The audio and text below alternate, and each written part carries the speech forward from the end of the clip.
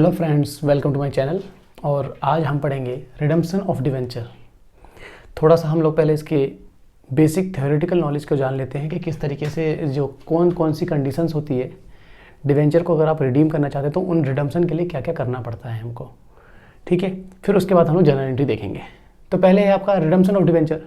ठीक है, तो डिवेंचर का जो रिडम्पशन होता है वो तीन तरीके से किया जा सकता है। या तो out of capital. Out of capital का मतलब क्या है कि भाई आपके पास जो कैपिटल का पैसा पड़ा हुआ था उन कैपिटल के पैसे में से पैसा निकाल करके और वापस करना है। रिडम्पशन का मतलब पैसा वापस कर रहे हैं हम। लास्ट चैप्टर में हम लोगों ने इश्यू ऑफ डिवेंचर देखा था। अगर आपने वीडियोस नहीं देखी हैं तो आप पहले वाली वीडियोस देख सकते हैं। तो आउट ऑफ कैपिटल, तो इसका मतलब क्या है कि इसके अंदर आप अपने कैपिटल में से पैसा निकाल करके डिवेंचर रिडीम कर रहे हैं। ठीक है। दूसरा है आउट ऑफ प्रॉफिट, मतलब डिवेंचर का पैसा वापस कर रहे हैं। वो पैसा कहाँ से आ रहा है? जो आपने अपना प्रॉफिट का पैसा कमाया हुआ है। प्रॉफिट इन द सेंस जो जैसे P&L का बैलेंस जो हो गया, प्रॉफिट एंड लॉस का जो बैलेंस हो गया वो, या फिर आपने अपने मालिकों के लिए जो पैसा डिविडेंड डिस्ट्रीब्यूट करने के लिए जो पैसा रखा हुआ था उस पैसे में से भी अगर करते हैं तो वो आउट ऑफ प्रॉफिट ही कहलाता है। डिविडेंड इक्वलाइजेशन फंड हो गया या फिर जनरल रिजर्व हो गया। अगर यहाँ से अगर आप पैसे निकाल करके अगर आप रिडीम करते हो डिवेंचर को तो ये आपका डिवेंचर और redemption of debenture out of profit कहलाता है। अच्छा, out of capital and profit, भाई प्रोपोर्शनेटली हो जाएगा। इसके अंदर से कुछ पैसे ले लिए, कुछ इसमें से ले लिए, तो उसका जो कंडीशन हो जाएगा out of capital and profit हो गया। ठीक है, यहाँ पे दोनों ही कंडीशंस को मिला करके तीसरा कंडीशन होना है। ठीक है, तो ये जो है आपके तीन मेथड हो सकते हैं। या तो टोटल पैसा आप कैपिटल से निकालो, या टोटल पैसा आप प्रॉफिट से निकालो, या फिर टोटल पैसा जो है दोनों को कंबाइन करके जो है वहाँ से निकाल लो। ठीक है, ये रिडम्पशन ऑफ डिवेंचर इस तरीके से रिडीम होते हैं। ठीक है, अब आते हैं हम लोग condition must be satisfy to redemption of debenture. भाई डिवेंचर को अगर रिडीम करना है तो कौन कौन सी कंडीशन सेटिस्फाई करनी पड़ती हैं। सबसे पहली कंडीशन तो आपकी ये है कि आपको DRR बनाना होता है 25% का। डिटेल में बताता हूँ कि DRR क्या होता है। इसकी फुल फॉर्म है डिवेंचर रिडम्पशन रिजर्व। एक्चुअल में क्या होता है कि सेबी को या फिर ये कह लो गवर्नमेंट को कंपनियों के ऊपर ट्रस्ट नहीं होता है कि भाई ये आज तो पैसा उठा रहे हैं, 15 साल 20 साल बाद जब डिवेंचर रिडम्पशन करने का टाइम आएगा उस टाइम पे इनके पास पैसा होगा या नहीं होगा। ठीक है, अगर नहीं होगा तो ये तो हाथ फैला देंगे, तो पैसा वापस नहीं कर पाएंगे। तो ऐसी सिचुएशन में इन्वेस्टर्स को लॉस ना हो जाए, गवर्नमेंट कहती है कि भाई साहब आपने जितने भी पैसे उठाए हैं डिवेंचर की फॉर्म में, डिवेंचर होल्डर से जितने भी पैसे उठाए हैं उन डिवेंचर होल्डर्स उसकी जो फेस वैल्यू है, मतलब जितना पैसा है उस पैसे का 25% आपको DRR बनाना पड़ेगा, डिवेंचर रिडम्पशन रिजर्व। मतलब कि अभी से आप एक रिजर्व की फॉर्म में पैसा क्रिएट करके चलोगे। ठीक है, ताकि इन पैसों से अगर बाई चांस आपकी कंडीशन खराब हो जाती है तो एटलीस्ट आपके पास 25% तो रहेगा जिससे कि आप रिडीम कर सको पैसे, वो डिवेंचर जो है रिडीम कर सको। ठीक है, तो 25%। अच्छा जी, इसके अंदर कुछ कंडीशंस है कि जो फाइनेंशियल इंस्टीट्यूशन होते हैं या फिर बैंकिंग इंस्टीट्यूशंस होते हैं, कंपनियां जो हैं, उन कंपनियों को इससे एग्जेम्पशन है कि ये चाहे तो DRR नहीं भी बनाए तो चलेगा। अच्छा, मिनिमम 25% का क्राइटेरिया है। अगर आप आउट ऑफ प्रॉफिट करते हो, अगर आउट ऑफ प्रॉफिट करते हो तो आपको 100% DRR बनाना है। 100% DRR स्टार्टिंग से ही आपको अपने DRR के अंदर डाल के चलना है। जबकि अगर आउट ऑफ कैपिटल करते हो तो मिनिमम 25% है, आप ज़्यादा 100% तक भी जा सकते हैं। ठीक है, तो एग्जाम्पशन समझ में आ गया। एग्जाम्पशन क्या है कि बैंकिंग कंपनीज और फाइनेंशियल इंस्टीट्यूशंस को एग्जाम्पशन है। ठीक है, कि वो चाहे तो बनाए चाहे तो ना बनाए। ठीक है, और आपका जो 25% जो है वो बाकी सबके लिए अलाउ एप्लीकेबल है। ठीक है, नेक्स्ट पॉइंट आ जाता है आपका DRI। मैं अभी इसकी जनरल एंट्री भी बताऊंगा कि किस तरीके से जनरल एंट्री होती है। DRI 15%, ये क्या हिसाब किताब है?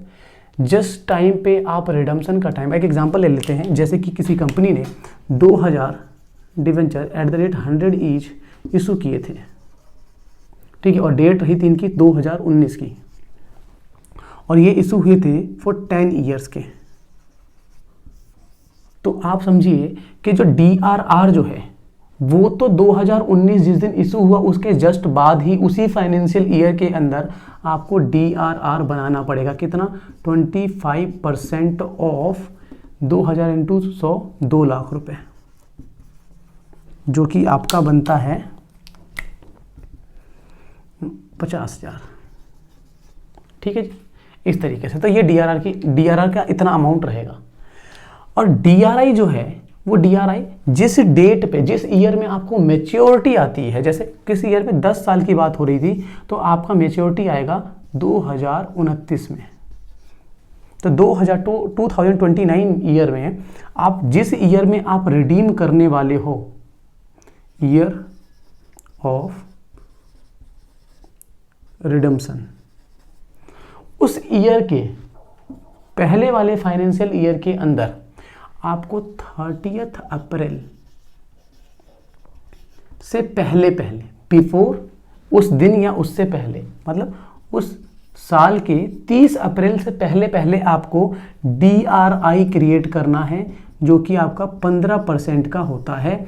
इसी वैल्यू पे 2 लाख पर ही 15% कैलकुलेट करते हैं हम। ठीक है जी।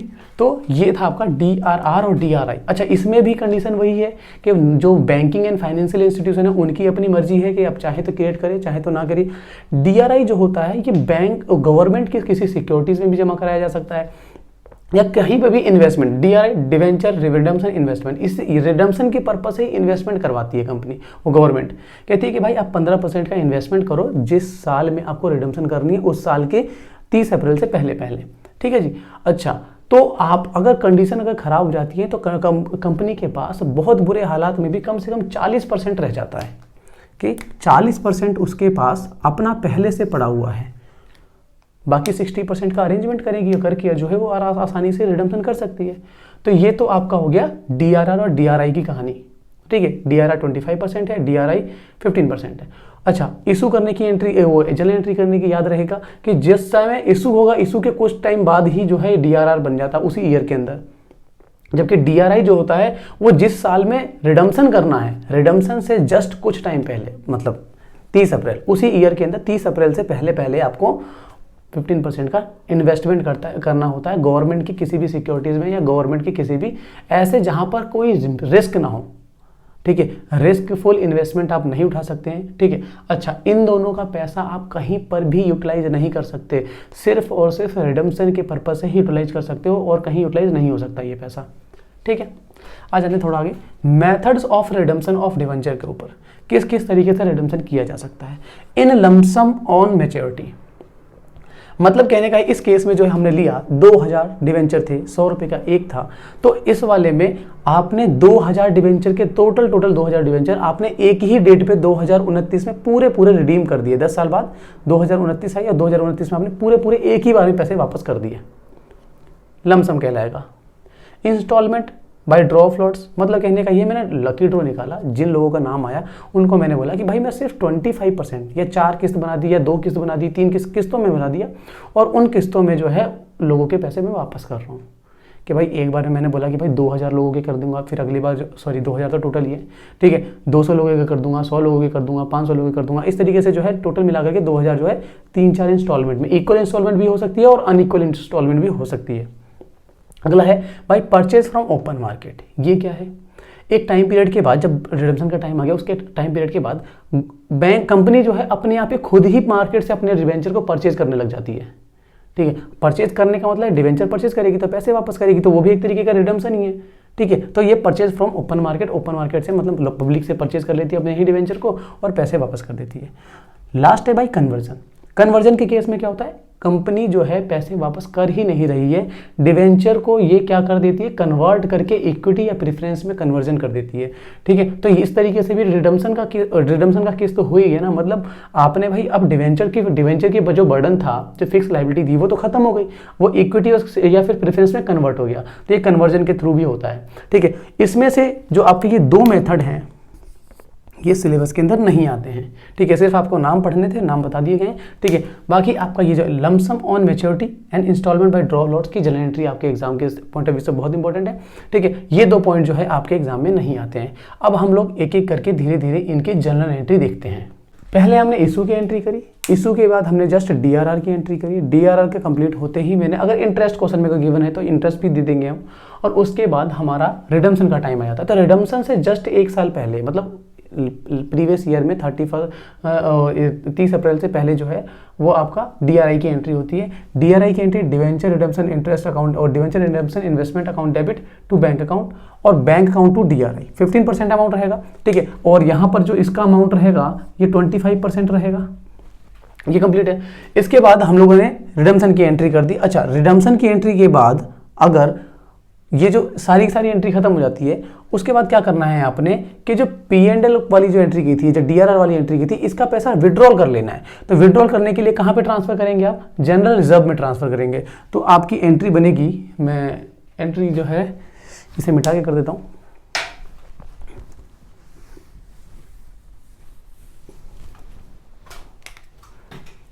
जनरल रिजर्व टू DRR, जो भी अमाउंट रहेगा वो अमाउंट जो है आपका 25% अमाउंट जो है वो यहाँ पे ट्रांसफर की ये एंट्री पास होगी। ये आपकी लास्ट एंट्री होती है। जैसे हम लोग शेयर कैपिटल वाला चैप्टर करते थे, उसके अंदर जो हमारे कैपिटल रिजर्व की एंट्री एक लास्ट एंट्री होती थी, यहाँ पे जनरल रिजर्व की एंट्री जो है हमारी लास्ट एंट्री होती है। अब हम लोग जो है एक फुल फ्लैश क्वेश्चन उठा करके देखेंगे कि उसके अंदर कौन सी जो जनरल एंट्री मांगते हैं, ठीक है। और जैसे जैसे क्वेश्चन जनरल एंट्री मांगेगा वैसे वैसे हम जो है करते रहेंगे। अच्छा, एक चीज़ याद रखिए, क्वेश्चन कहे या ना कहे, आपको 25% का DRR बनाना ही बनाना है, ठीक है। और DRI भी 15% का बनाना ही बनाना है। क्वेश्चन साइलेंट होगा तब भी बनाना है, नहीं साइलेंट होगा तब भी बनाना है, तो वो तो बताएगा ही, ठीक है जी। चलिए नेक्स्ट क्वेश्चन देखेंगे। और इसी तरह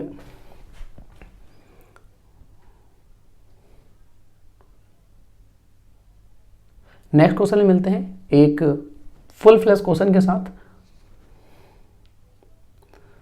नेक्स्ट वीडियो में मिलते हैं एक फुल फ्लैश क्वेश्चन के साथ, और वहां देखेंगे कि कौन कौन सी एंट्री किस तरीके से की जाती है। एग्जैक्टली प्रॉपर प्रैक्टिकल एक क्वेश्चन उठाते हैं और उसके साथ हम करेंगे। Thank you for watching. Thank you for watching video.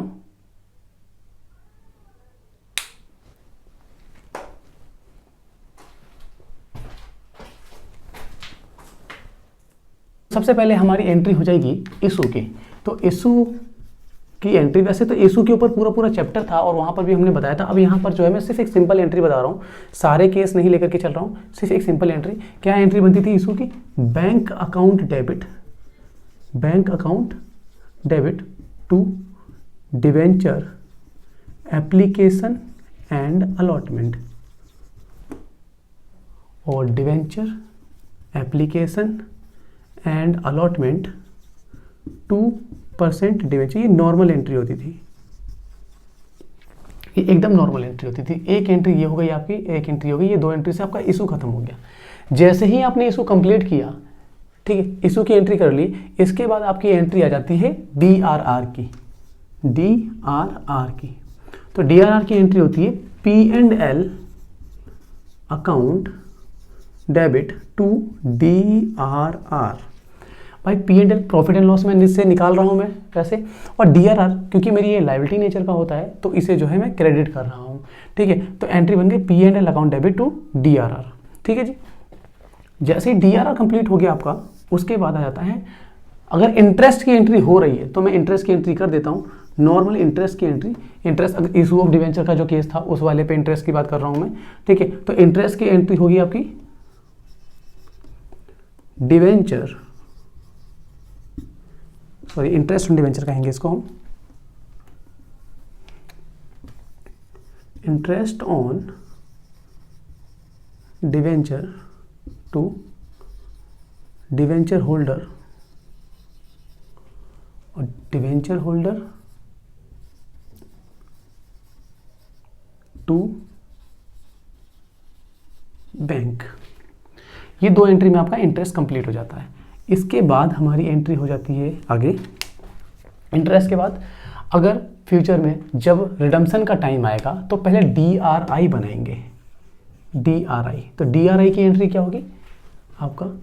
DRI, क्योंकि ये इन्वेस्टमेंट है और इन्वेस्टमेंट हमारी एसेट है इसलिए हमारा डेबिट हो रहा था। DRI account debit to bank, bank से मेरे पैसे कटेंगे, ठीक है जी।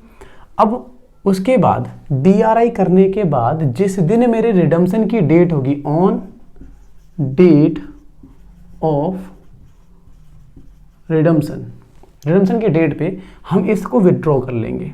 तो एंट्री बनेगी opposite entry bank to DRI, amount रहेगा आपका वही 15%।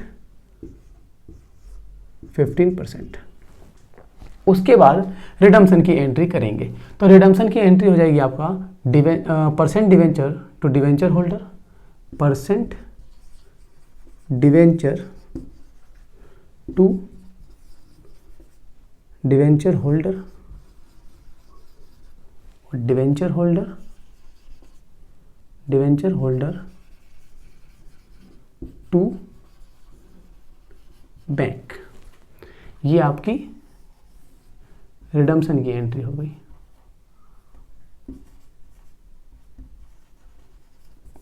ठीक है जी, ये रिडम्पशन की एंट्री हो गई।